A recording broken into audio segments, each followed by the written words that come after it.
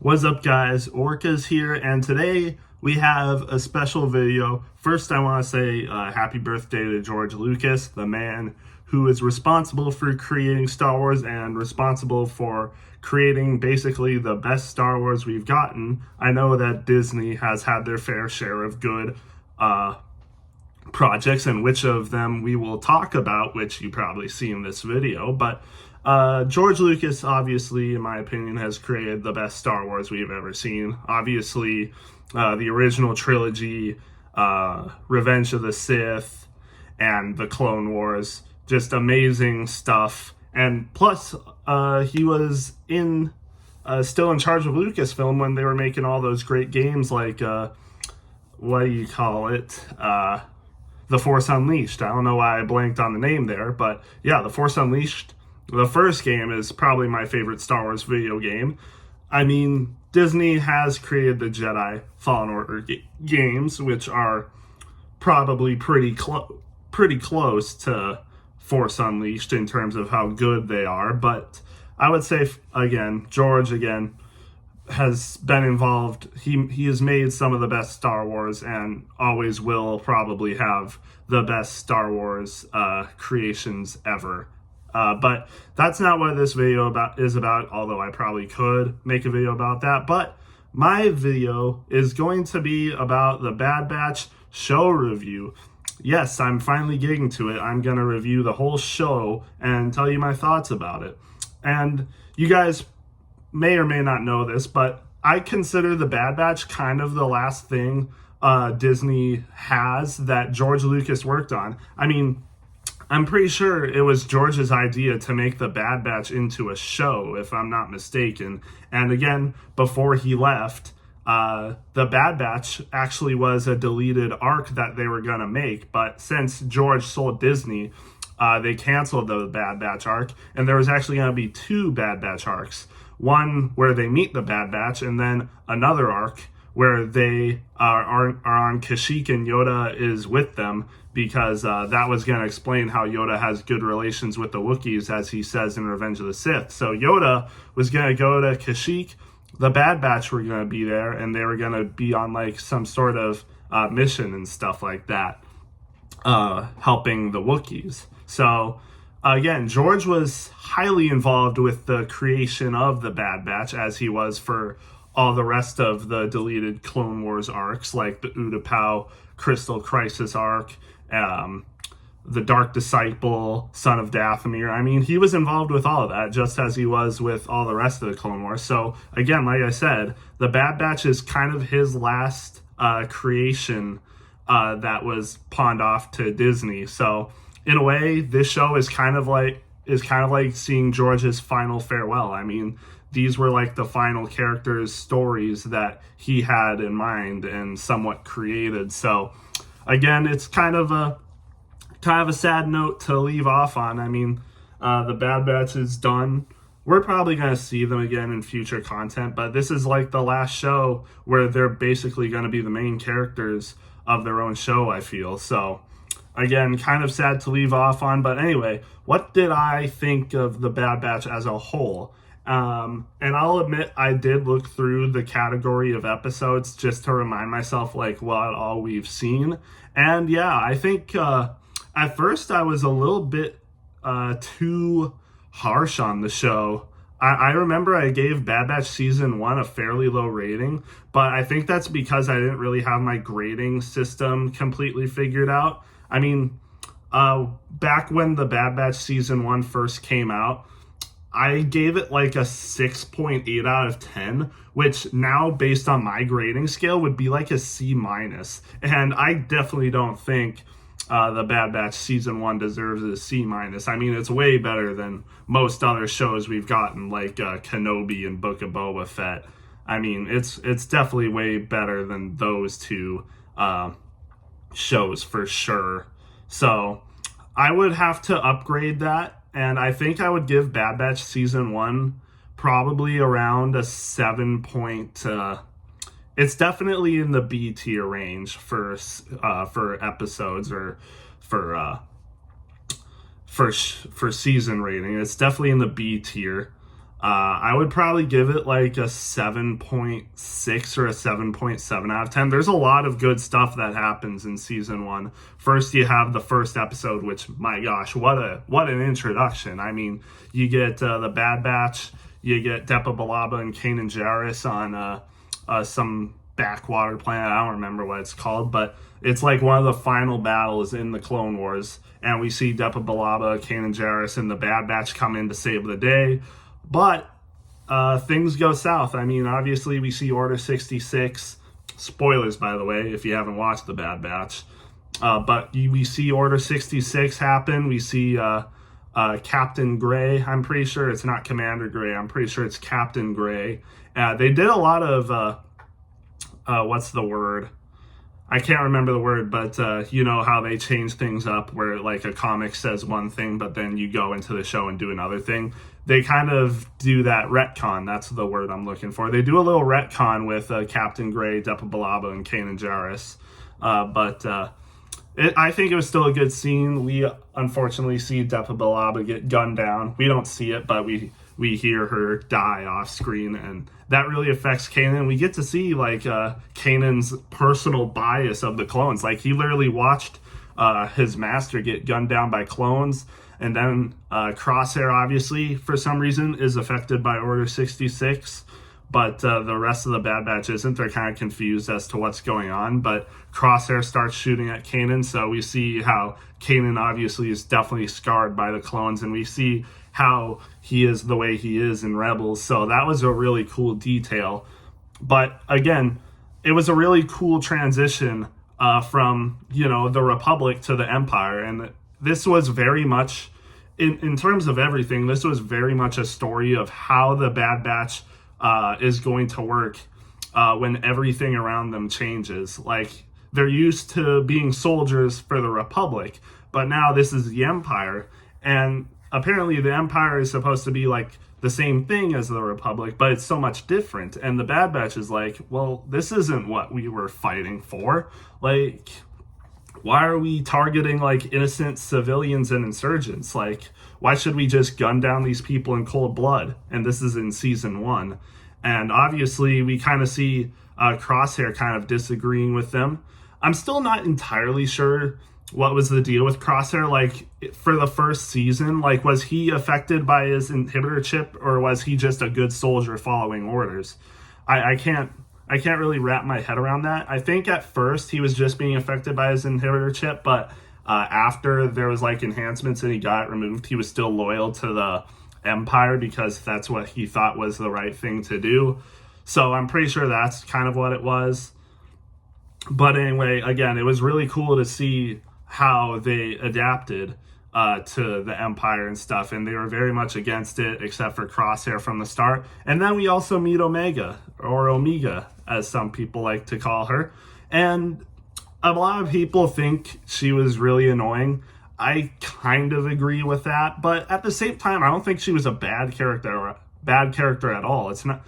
I mean, she did feel a little forced into the show. Like, this show could have definitely done without her, but I think she was a good addition to the show. I mean, again, it'd be cool to see a show just about, like, clones going on missions and not having to worry about anything else, just being good soldiers and just going beast mode on their missions and stuff, which we still saw that in this show. But it was nice to see Omega as an additional character, and the Bad Batch very much became like brothers, uncles, and dads to her. Like, Hunter, I think, was definitely like her dad, like her real dad.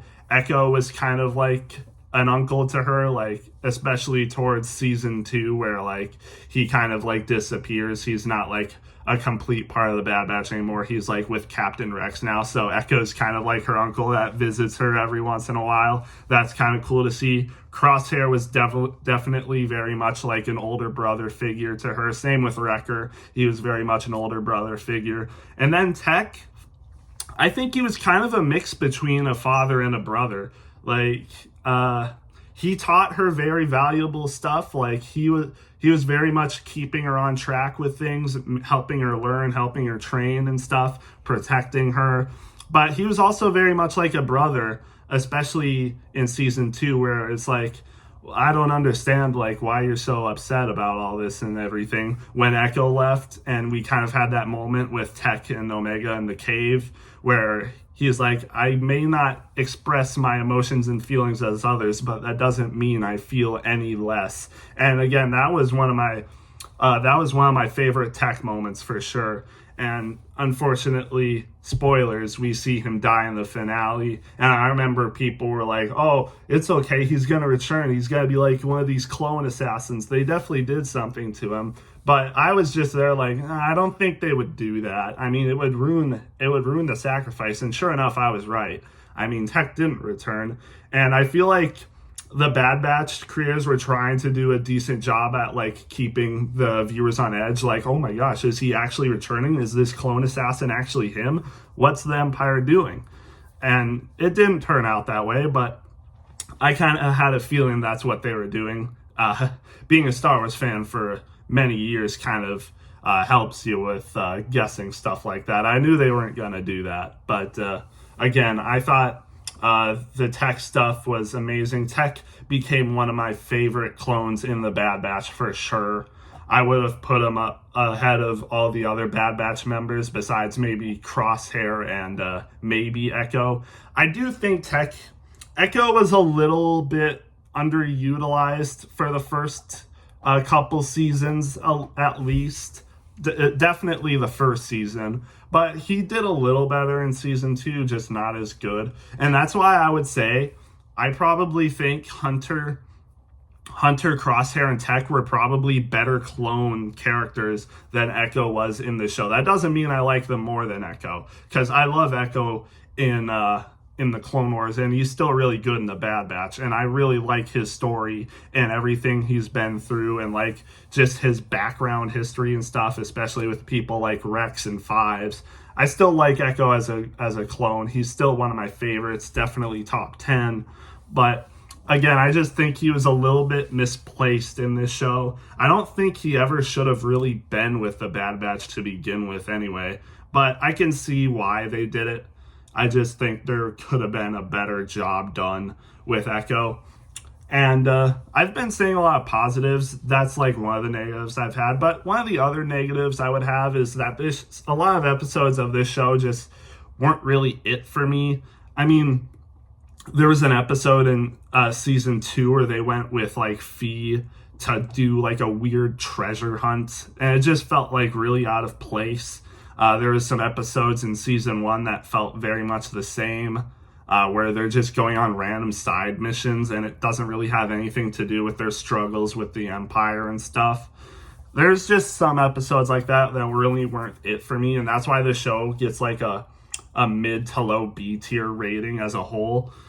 But again, I still think it was really good. A lot of the stuff about the Empire really worked. I mean, they didn't seem like absolute jokes in this show compared to how they were portrayed in Rebels sometimes, especially in the earlier seasons. And that's kind of like, I feel like that's kind of what they did a little bit in the Clone Wars as well, where they made the Separatists look like idiots at times, especially General Grievous at times. But I still think they worked, but I think the Empire in Rebels was portrayed really weirdly, and I think they did a lot better job at portraying the Empire in this show, for sure, especially seeing people like Sidious and Tarkin, them doing their stuff, and very much being threats.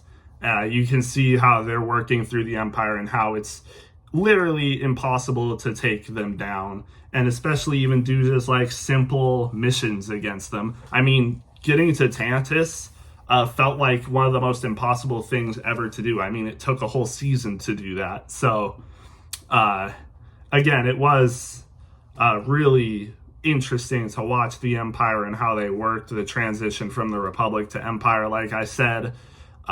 Again, seeing the Bad Batch and Omega work as a team, how they very much became a family. Really like seeing that. And a YouTuber I watched, Generation Tech, he very much emphasized that about the show as well, how this show was very much a family, and like seeing all these clones become like brother and father figures to this young clone who's actually turns out older than them, funny enough. But it's just funny to see how that works. And especially, again, the finale to this show was really heartwarming and touching. It was really cool to see that, with Hunter very much being the clear father figure at the end, and Omega being all grown up and going to fight for the not Republic, the Rebellion. The R's are kind of hard. You got Republic, Rebellion, and Resistance. Like, dang, you couldn't have figured out different words, not getting all these R words mixed up. But no, it's the Rebellion. And she goes off to fight for them. Hunter, very much a father figure, but he lets her go. And that was really cool to see. Again, the finale was beautifully done, for sure. And again, you had some also interesting things, like you had the Zillo Beast appear in season 2, and then you had the Zillo Beast in the finale that escapes. I guess the Zillo Beast project didn't work very well for the Emperor, because I don't see any advancements they made in terms of armory and stuff based on the Zillo Beast, and then the Zillo Beast ends up escaping. So again, I don't think that project really panned out for the Emperor. But hey, that's a really cool wrap up for the Zillo Beast, which we first saw in season 2 and seen in like comics and stuff. So it's really cool to see that. You had some other things like going back to Zygeria. You see Rancors. You see the Zygerian slavers, how they still work. Yeah, it was really cool to see all that. And again, there's a lot of side character appearances that were really cool. I mean, we first see Rex in season 1. There was a little side plot in season 1 where Wrecker's chip starts activating when his head keeps on getting hit. And that becomes like a serious threat in the episode that Rex returns in. And fortunately, he saves the day. But then, man, that was intense for sure. I still remember that episode very much. I remember watching that years ago, and I can still remember a good amount of that episode. And I've never went back and watched. I don't think I've watched a ton of the episodes on repeat ever. The only ones that I can remember seeing on repeat would probably be Solitary Clone in season 2, which also was an amazing episode. And I would say I gave season 1 a 7.6 out of 10 or something like that. But I would say I think season 2 was probably my favorite. I mean, wow. I mean, especially the Crosshair episodes. Season 2, episode 3, Solitary Clone with Crosshair and Commander Cody, who makes a return. I would have liked to see him in season 3, but I'm sure they're gonna make another show where we get to see him and hopefully his conclusion, like we've seen the Bad Batch. But yeah, that episode was probably my favorite episode of the entire show, honestly. Just amazing episode. And then you had the Outpost with Crosshair and Commander Mayday and that jerk lieutenant. I mean, that was an amazing episode too. And Crosshair's growth was easily portrayed the best in that episode, for sure. Again, easily one of the better episodes of the entire show, for sure. And then you also had episodes like the Senator Chuchi episodes in season 2. Those were really amazing. Really kind of like spy thriller, political drama episodes where you have Senator Chuchi trying to fight for the clones' rights, and you have the Empire on their tail trying to wipe people like Senator Chuchi out so that the Empire just can continue working in their biddings. And of course, it still works out for the Emperor at the end as the clone rising, the clone side tries to use Rampart as a villain for bombing the Kaminoan facility at the end of season 1. And then, of course, the Emperor turns it on him and says, "Oh, this was his own actions. I didn't schedule this. I didn't organize this event. This was all Rampart."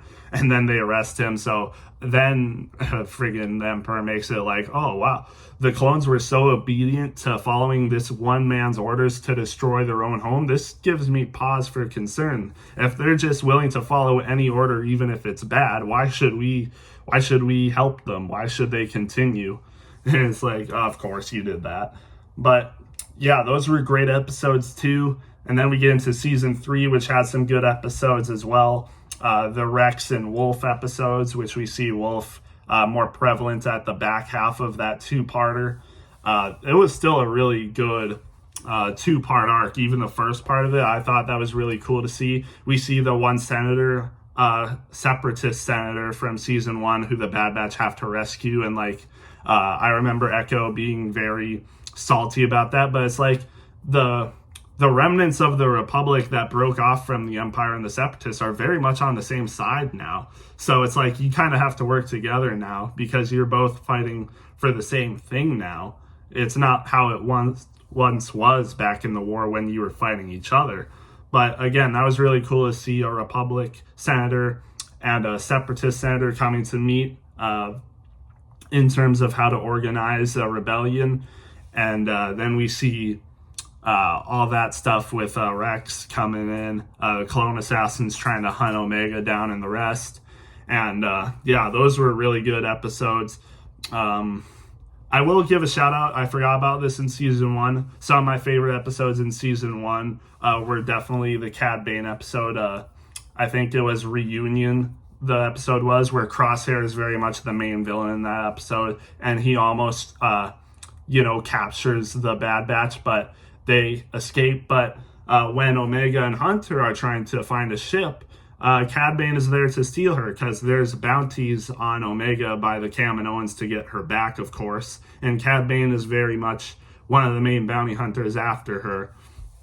And a great standoff or shootout, I don't remember. It's either standoff or shootout between Hunter and Cad Bane. That's one of my favorite parts of the Bad Batch as well. I mean, again, a lot of scattered great moments in this show, for sure.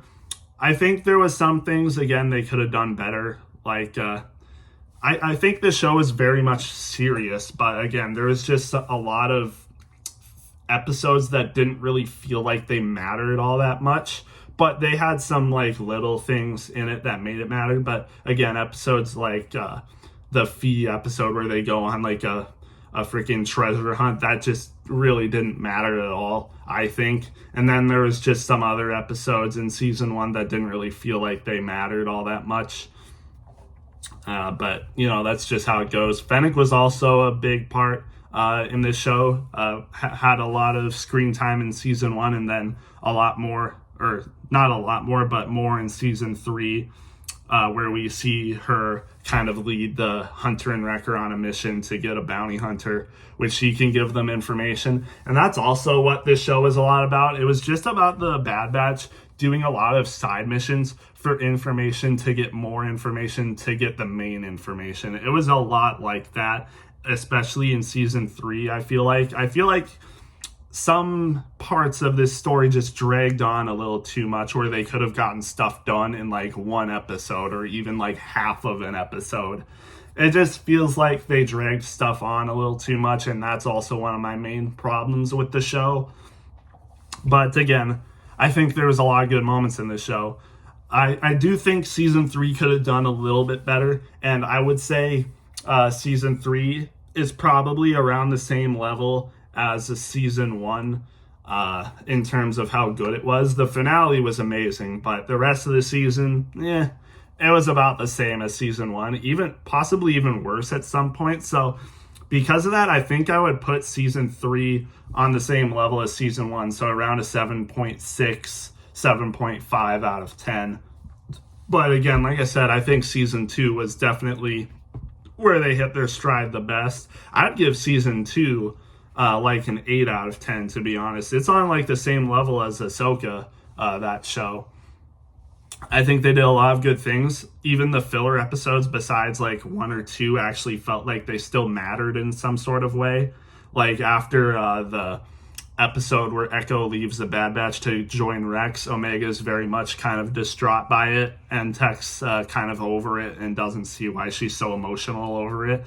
And they have really good moments between themselves, like I said, where Tech expresses how he feels and stuff, and how he's different feeling than others. But again, that doesn't mean he feels any less. And again, a lot of good moments. That's another good thing about season 2. There's so many good Tech moments, and that's how he became one of my favorite characters, in the Bad Batch, and that made it so much more sad to see him sacrifice himself.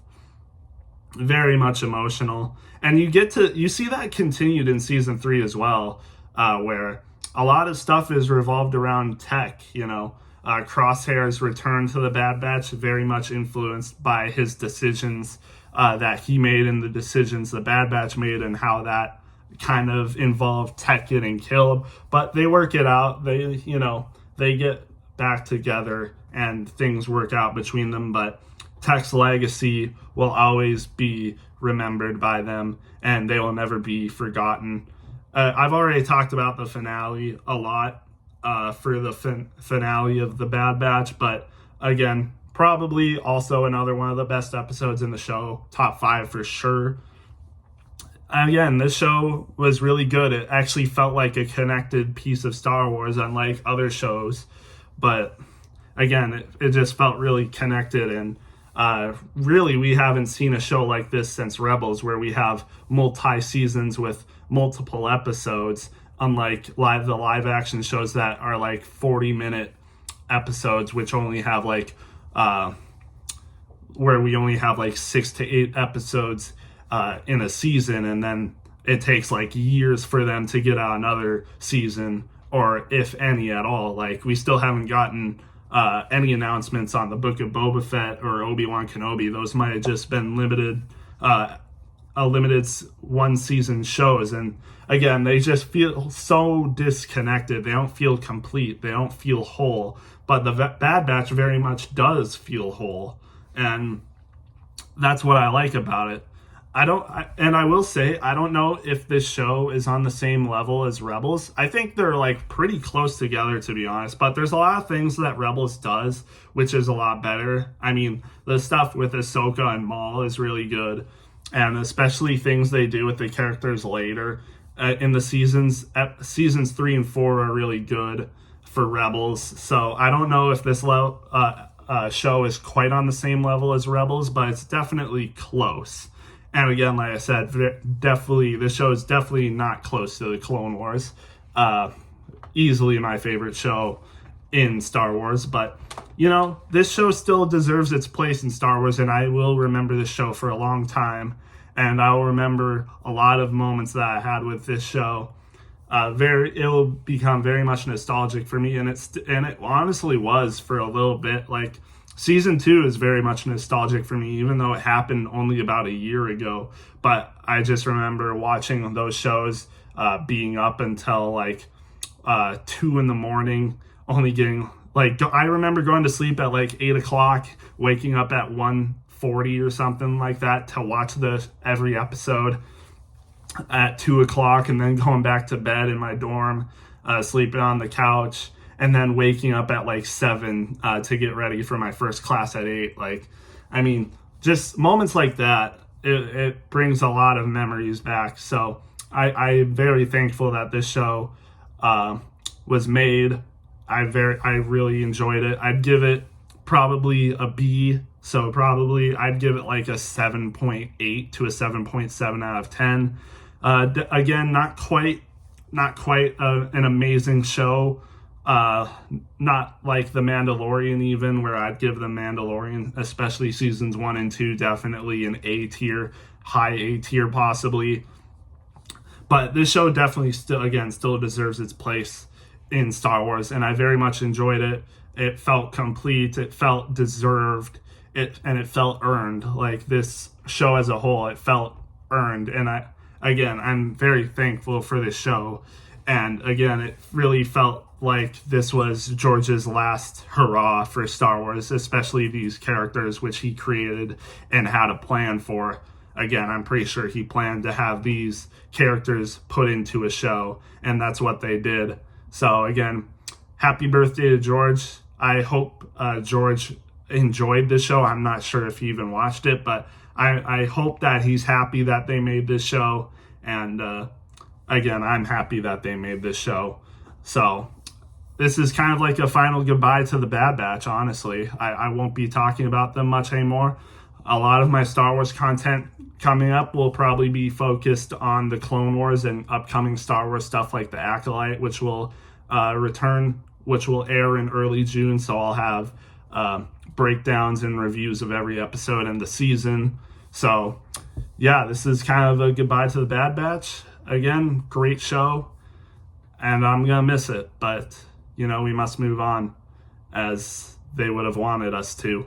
So yeah, we'll see you in the next Star Wars video. We'll see you.